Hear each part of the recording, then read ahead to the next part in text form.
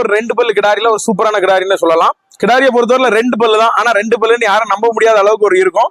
அதே மாதிரி பாத்தீங்கன்னா ஒரு ஹெச்எஃப் பிரீடுல நல்ல ஒரு கிட்டத்தட்ட பாத்தீங்கன்னா ஒரு பட்டன் காம்புல ரோஸும் கருப்பு நிறம் காம்பு தான் வந்து பாத்தீங்கன்னா இந்த மாட்டுல பிளஸ் சொல்லலாம். பெருங்குட்டான மாடு, இன்னும் பெருங்குட்டான மாடு.